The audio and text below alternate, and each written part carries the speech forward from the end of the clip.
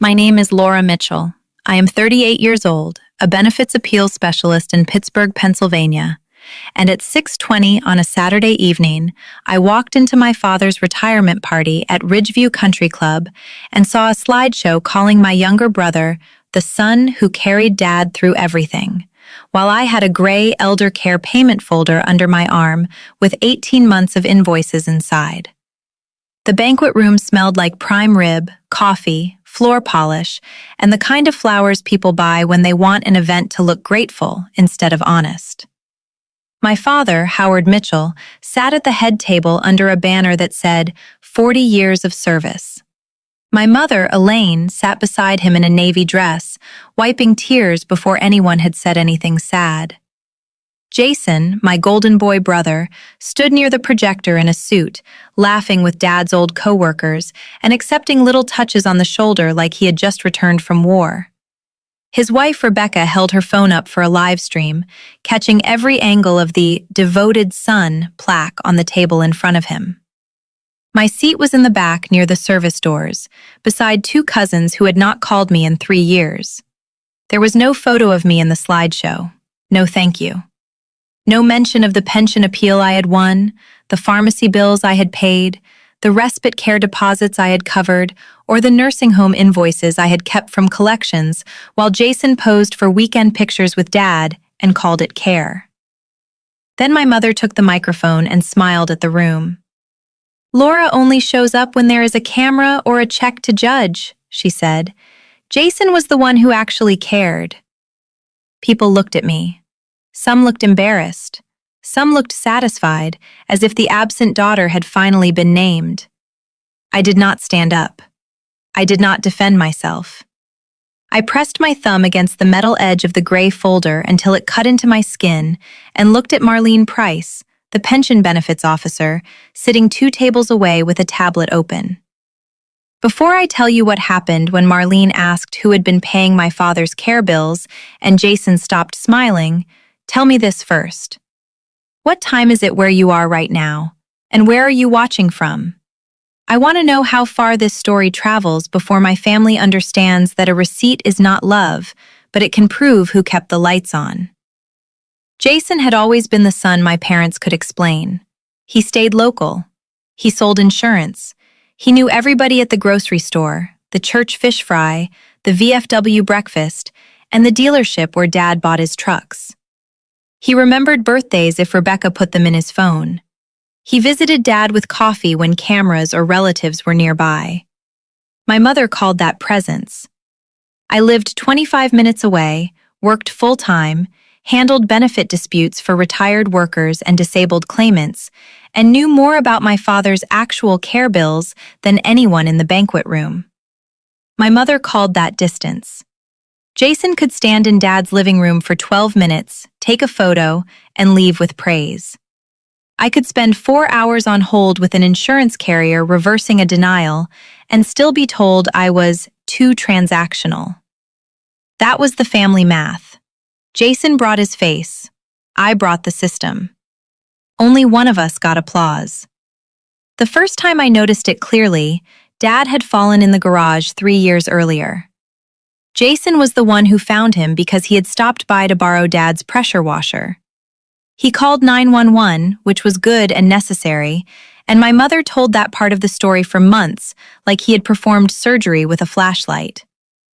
I left work, met them at the hospital, found the old medication list in Mom's purse, corrected 2 errors in the intake chart, called Dad's supplemental insurance, and stayed until 2 in the morning because Mom kept forgetting which pharmacy handled his blood thinner. At discharge, Jason wheeled Dad to the car while Rebecca took pictures for a post about family showing up. I was inside paying a $312 pharmacy gap because the prescription plan had not updated. When I came out, my mother said, "Could you not look so irritated? Your brother is exhausted." I had slept 3 hours. Jason had forgotten the pressure washer. It kept happening in smaller rooms. When Dad's physical therapy copay jumped, I negotiated a payment plan and Jason told relatives he had gotten Dad set up. When Mom lost the password to the patient portal, I recovered it during my lunch break, and Jason later said he had made sure the family stayed informed. When Dad's pension estimate came in lower than promised because of a records mismatch from 1998, I spent 3 nights building the appeal packet. Jason stopped by with donuts and posted a photo of Dad smiling with powdered sugar on his shirt. My mother commented, "My boys." I was at a copy shop printing employment records. No one commented on that because paperwork does not photograph well. Grandma Rose understood before anyone else did. She was my father's mother, small, sharp, and kind in a way that did not excuse laziness. She lived in a brick duplex in Lawrenceville and kept every bill in folders by year. When I was 16, I watched her argue with an electric company after they tried to charge her twice for the same month. She won, then wrote the confirmation number on the envelope and handed me the pen. "Quiet help is still help," she said, "but quiet does not mean undocumented." That became a private law in my head. She was also the only person who noticed when I carried more than I said. At my college graduation, my parents praised Jason for driving Grandma Rose to the ceremony. She leaned over during photos and whispered, "I know who filled out my handicap parking form." I almost cried into my cap. Some people clap, some people see. When Grandma Rose died, she left me a gray accordion folder full of blank labels, binder clips, and her old note on the inside flap. "Quiet help is still help." I used that folder for Dad's care records after his health started sliding. Not because I expected war, because I knew illness makes families sloppy and money makes sloppy people dangerous.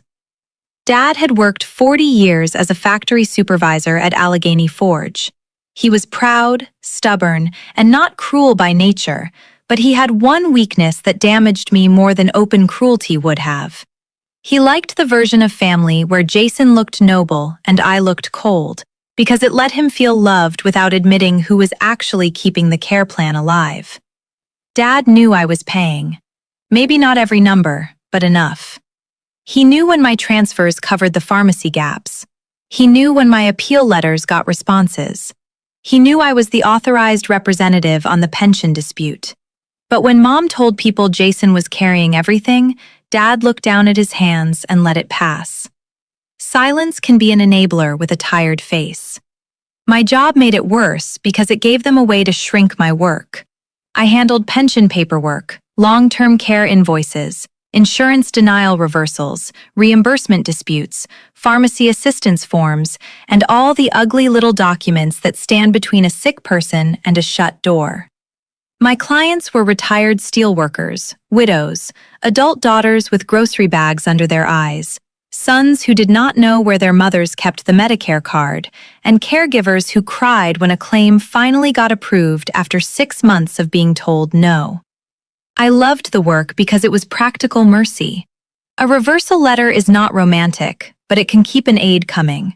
A corrected pension file is not warm, but it can pay for heat. My mother called it mailing checks.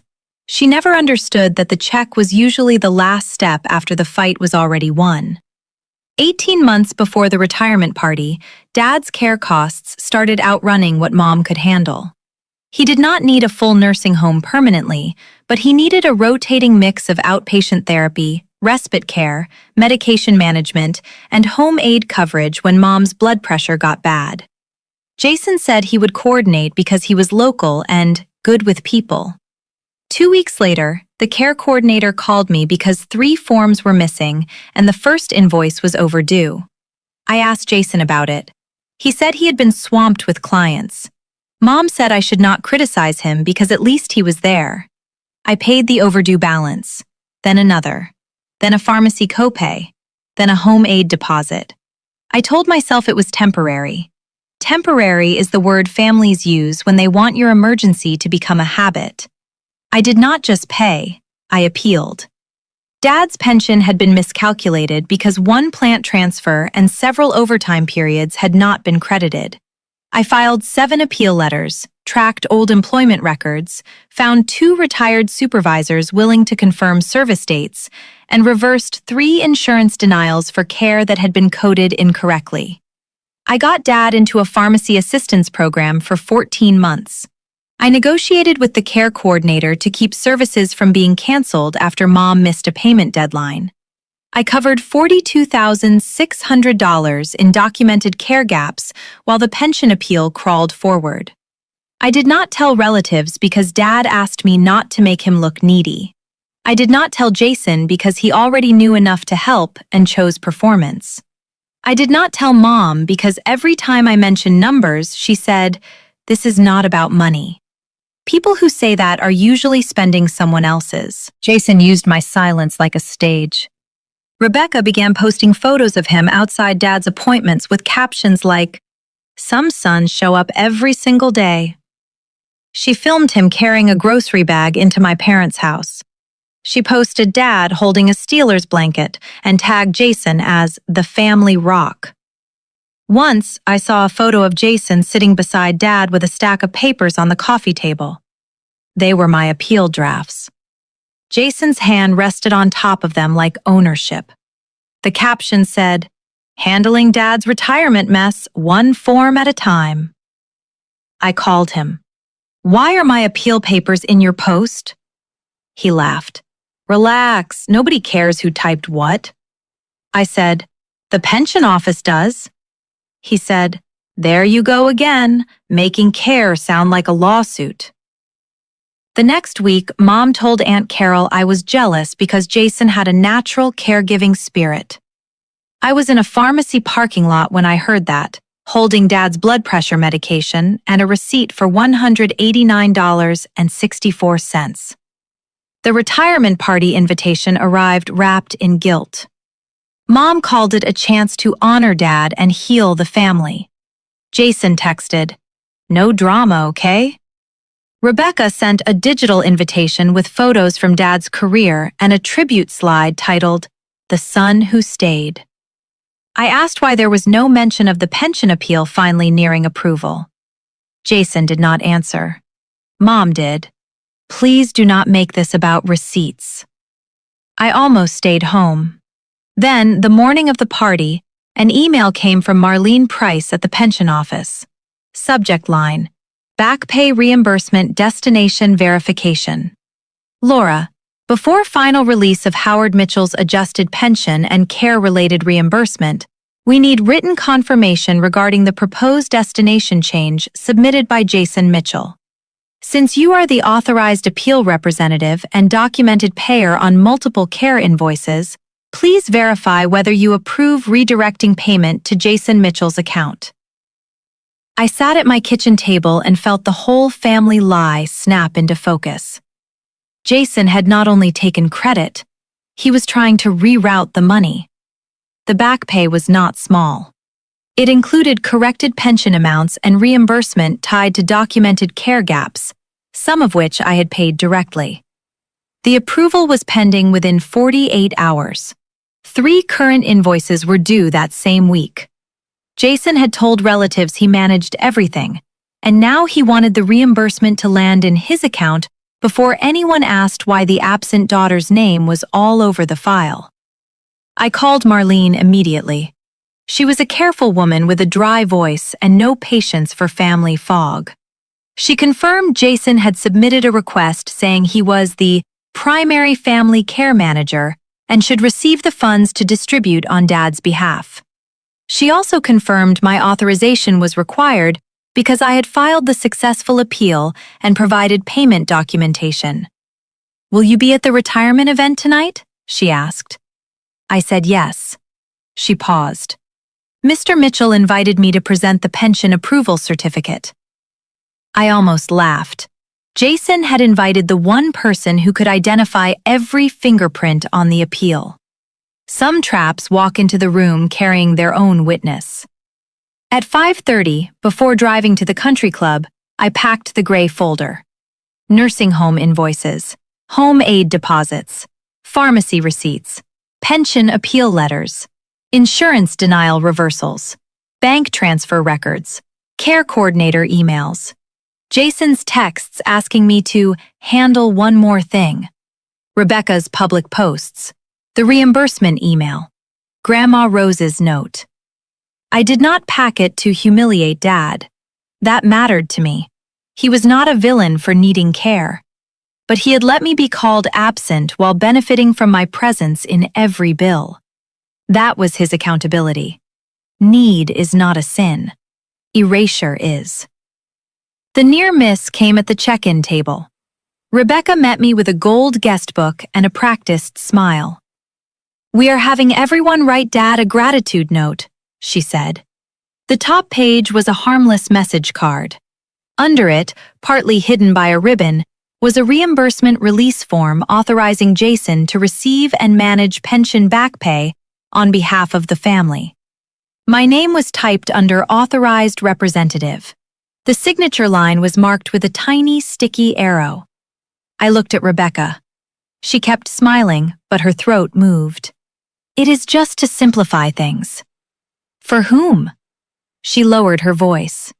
"Jason is trying to protect Dad from stress." "By taking my signature?" "By keeping money out of the conversation." I slid the form back. "Money entered the conversation when your husband tried to redirect it." Her smile died. My father's old coworker walked up behind us, and Rebecca stepped aside fast. Public people hate private fraud in a crowded hallway. Inside, the party was already polished. A retirement cake shaped like a hard hat, photos from the factory floor, a plaque from the union local, a table of old coworkers telling stories about Dad checking machine guards and showing up early during snowstorms. I listened to them and felt a grief I did not expect.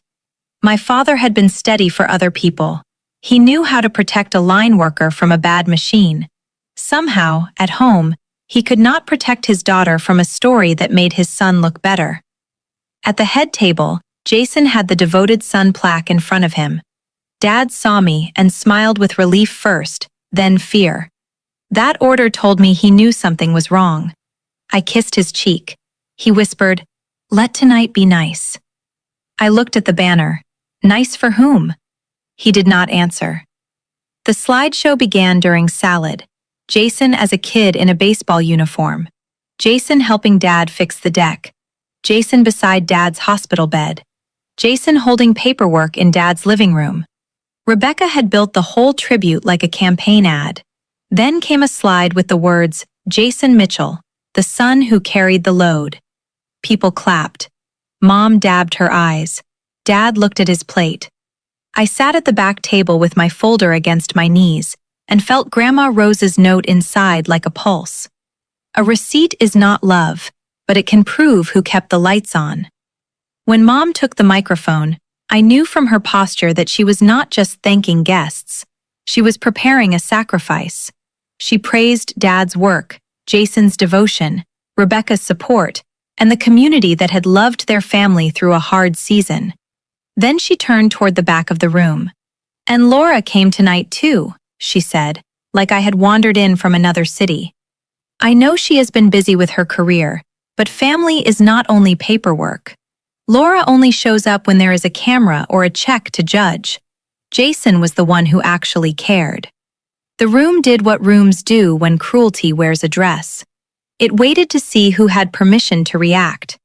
A cousin looked down. A coworker's wife raised her eyebrows. Rebecca's live stream stayed on. Jason lowered his head in humble sadness, the way people do when they are being praised through someone else's humiliation. I stood slowly. My chair did not screech. I was grateful.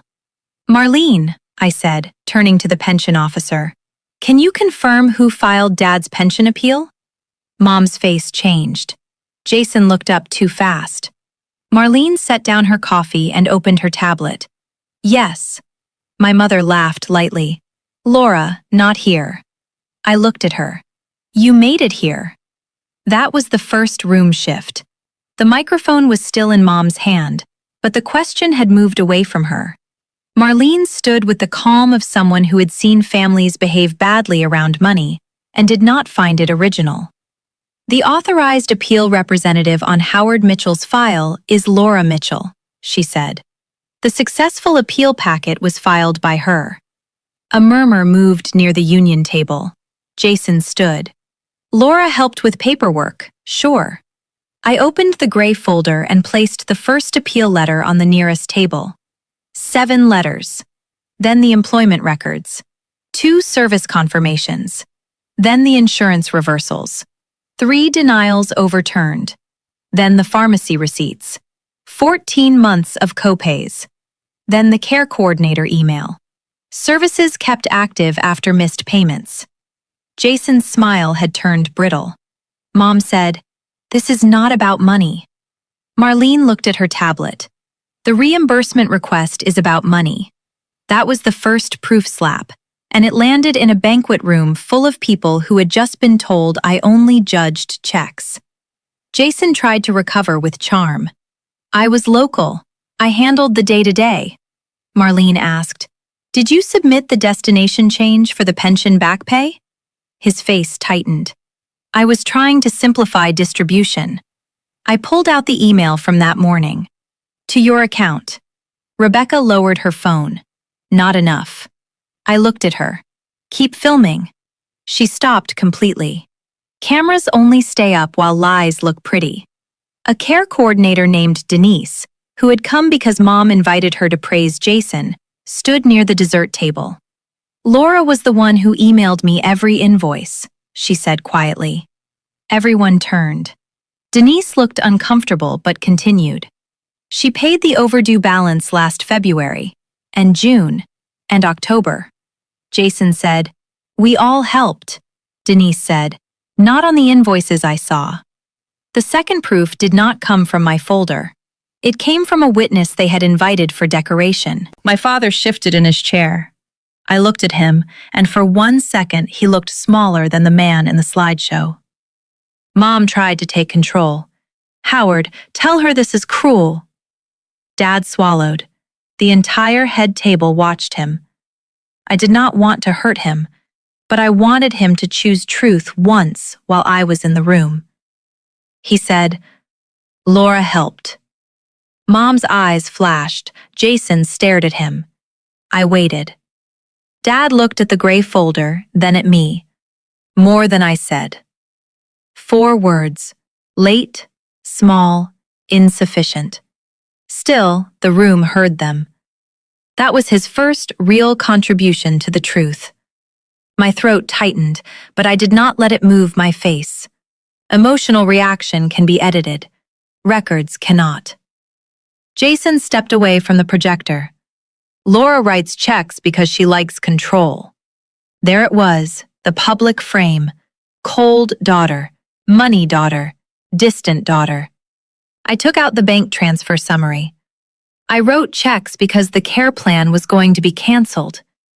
Marlene looked at the list. "These payments match supporting documents in the appeal file." Jason said, "Dad never asked you to pay that much." I looked at Dad. He closed his eyes. Another answer. "No," I said. "He asked me not to tell people." The room went quieter. Mom whispered, "You promised." I looked at her. I promised not to embarrass Dad. I did not promise to let Jason steal reimbursement. That was the line that made one of Dad's co-workers stop holding his fork halfway to his mouth. Marlene then asked the question that broke the performance.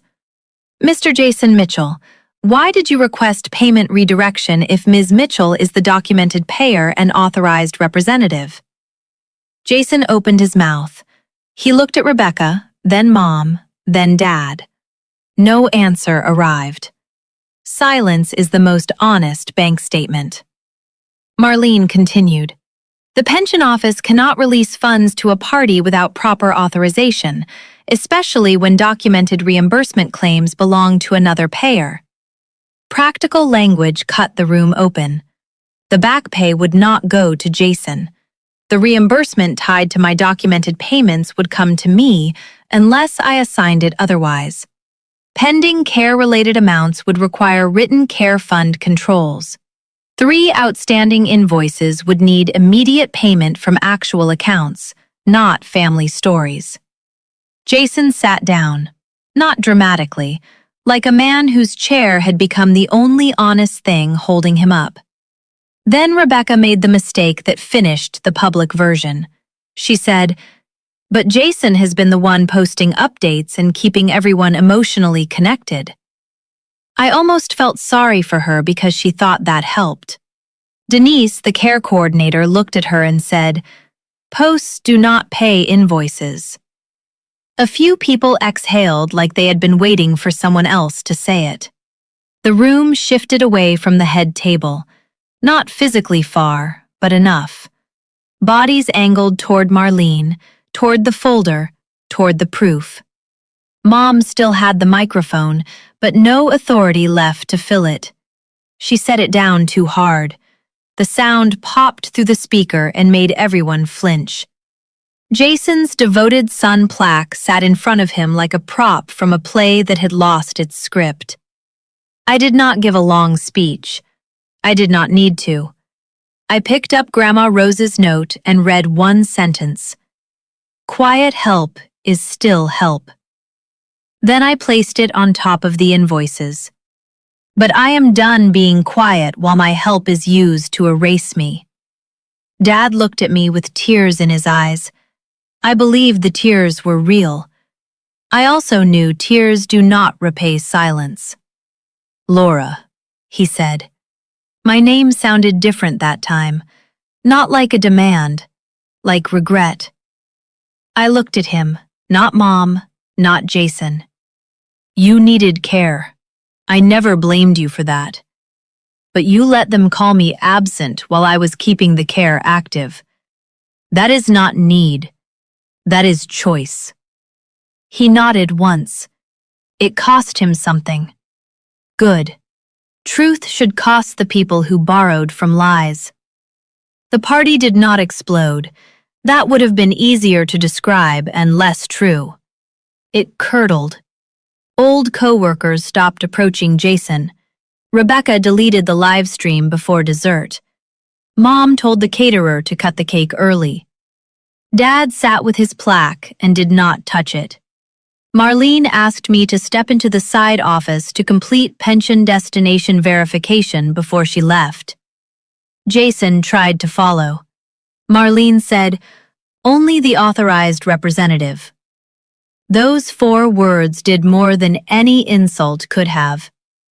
In the side office, under a framed golf course painting, I signed confirmation that reimbursements tied to my documented payments should be issued directly to me and that future care fund distributions required written authorization and invoice matching. Marlene also documented Jason's attempted redirection. She did not judge me. She did not comfort me. She handed me copies. Good witnesses do not turn your pain into drama. They make sure the file survives. When I came out, Jason was waiting by the coat room. "You got what you wanted," he said. "No." He frowned.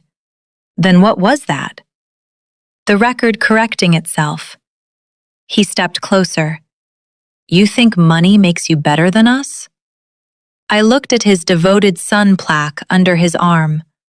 "No, but taking money you did not pay makes you worse." He said I had humiliated Dad. I said, "You used Dad." That hit. For the first time all night, his face showed something like shame, but it did not stay long enough to become useful. Mom appeared behind him and said I had broken her heart. I said, "You broke the truth and asked me to fund it." Dad did not come out to stop her. That was fine. I was done needing him to. The next morning, I had 31 missed calls. Mom, Jason, Rebecca, Aunt Carol. 2 cousins who had ignored every hospital update but suddenly cared about family unity. At 8:14, Jason texted, "We need to talk before Marlene finalizes anything." At 8:19, Rebecca wrote, "The live stream was misunderstood." At 8:25, Mom wrote, "Your father is sick over what you did." I replied once in the family group chat. For 18 months, I paid $42,600 in documented care gaps, filed 7 pension appeals, reversed 3 insurance denials, covered 14 months of pharmacy copays, and kept services from being canceled. Jason attempted to redirect reimbursement to his account. Future payments go through written invoices only. I am no longer funding a story that erases me. Nobody replied for 11 hours. Facts create silence where guilt used to grow. The fallout was slower than the humiliation, which made it more permanent. Marlene finalized reimbursement to me for the documented payments. The corrected pension back pay went into Dad's account with a care fund restriction requiring invoice tracking, not Jason's personal account. The 3 outstanding invoices were paid from Dad's funds after Mom complained that it felt impersonal. I told her unpaid care feels worse. Jason's insurance clients heard enough to ask uncomfortable questions because Pittsburgh is a city where retirement parties and business reputations share the same buffet line. Rebecca deleted 9 caregiving posts. Then she posted one about privacy and healing. Someone commented, "Was this before or after the pension officer?" The post disappeared. Deletion is not disappearance. It is just panic with a trash icon. Dad called me 4 days later. I almost did not answer. His voice sounded thin. "I am sorry," he said. No explanation first, no excuse, just the 2 words. I let them sit. Then he said, "I liked people thinking Jason was there for me." That was more honest than I expected and uglier than I wanted. "Why?" I asked. He breathed slowly. "Because a son sitting beside me felt easier to explain than a daughter paying bills from across town." There it was. Pride, gender, image, weakness, all folded into one old man's sentence. I wanted to be angrier than I was. Mostly, I felt tired. "You let that ease cost me," I said.